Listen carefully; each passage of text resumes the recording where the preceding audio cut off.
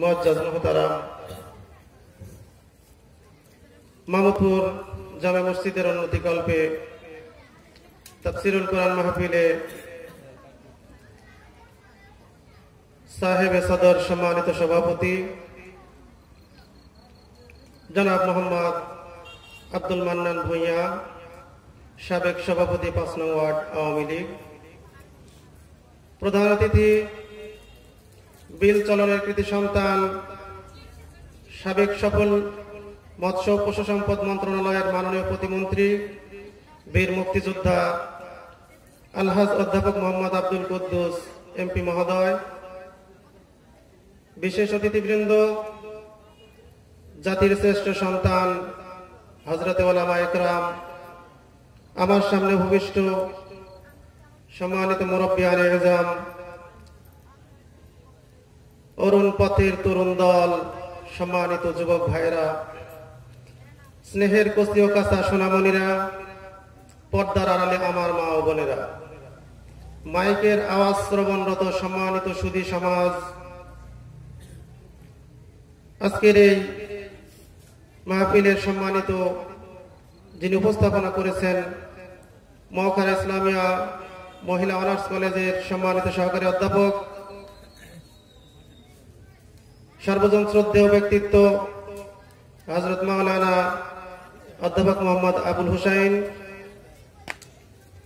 সম্মানিত সুধী সমাজ, আমি আপনাদেরকে আরো একবার শুভেচ্ছা এবং সালাম জ্ঞাপন করছি। আসসালামু আলাইকুম ওয়া রাহমাতুল্লাহি ওয়া বারাকাতুহু। আল্লাহ রাব্বুল আলামিনের দরবারে আলিশানে আমরা শুকরিয়া জানাই যে মহান রব্বুল ইজ্জাত ওয়াল জালাল দয়া করে মেহেরবানি করে আমাদেরকে আজকে এই তাফসীরুল কোরআন মাহফিলে কবুল করেছেন। এজন্য আমরা খুশি না বেজার? যদি খুশি হয়ে থাকি সে মহান মাবুদের দরবারে কালিমাতুশ শুকর আদায় করছি, সকলে পড়ছি আলহামদুলিল্লাহ। রব্বানা লাকাল হামদ হামদান কাসীরান তাইয়্যিবান মুবারাকান ফীহি। আল্লাহ রাব্বুল আলামিনের দরবারে আমরা শুকরিয়া আদায় করে নিলাম। অতঃপর দরুদ ও সালাম বর্ষিত হোক বিশ্ব মানবতার মুক্তির দূত, নির্যাতিত নিপীড়িত মানুষের একমাত্র পথের দিশারি, সর্বযুগের সর্বশ্রেষ্ঠ মহামানব নবিকুল শিরোমণি সাইয়্যিদুল মুরসালিন খাতামান নবীন জনাবে মুহাম্মদুর রাসূলুল্লাহ, সকলে পড়েন সাল্লাল্লাহু আলাইহি ওয়াসাল্লামের প্রতি। সম্মানিত হাজিরিন, মহান আল্লাহ রাব্বুল আলামিন এই পৃথিবীতে মানুষকে আশরাফুল মাখলুকাত করে সৃষ্টি করেছেন একটা বিশেষ উদ্দেশ্য নিয়ে। উদ্দেশ্যটি হলো মানুষ যাতে আল্লাহ পাকের গোলামি করতে পারে। মহান আল্লাহ বলেছেন, জিন এবং মানুষকে আমি কেবলমাত্র আমার ইবাদতের উদ্দেশ্যে সৃষ্টি করেছি। ওমা খালাকতুল জিন্না ওয়াল ইনসা ইল্লা লিয়াবুদুন। এই মানুষ যখন আল্লাহ পাকের ইবাদত বন্দেগী করে আল্লাহর রেজামন্দি হাসিল করার জন্য আল্লাহর নিকটবর্তী হওয়ার চেষ্টা করে, তখন আল্লাহ পাক এই মানুষকে আশরাফুল মাখলুকাত হিসেবে ঘোষণা দিয়ে তাদেরকে সর্বোচ্চ মর্যাদা দান করেন। সকলে বলেন সুবহানাল্লাহ। এজন্য আল্লাহ পাকের যত নাজ নিয়ামত আমরা ভোগ করছি, এই নাজ নিয়ামতের শুকরিয়া আদায় করতে হবে আমাদেরকে। যদি শুকরিয়া আদায় করি তাহলে আল্লাহ পাক আমাদেরকে আরো নিয়ামত বাড়িয়ে দিবেন। সুবহানাল্লাহ। আল্লাহ রাব্বুল আলামিন বলছেন, লা ইন শাকারতুম লা আযীদান্নাকুম ওয়া লা ইন কাফারতুম ইন্না আযাবী লাশাদীদ। ও বান্দা, যদি তুমি আমার যে নিয়ামত দান করেছি এই নিয়ামতের যদি শুকরিয়া আদায় করো, লা আযীদান্নাকুম, তাহলে তোমাদেরকে আমি আরো নিয়ামত বাড়িয়ে দিব। জোরে কোন সুবহানাল্লাহ।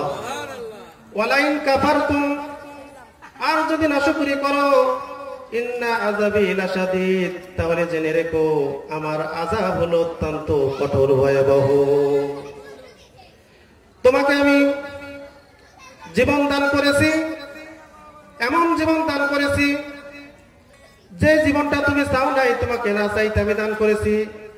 আল্লাযী খালাকা মাউতা ওয়াল হায়াতা লিয়াবলুয়াকুম আইয়ুকুম আহসানু আমালা।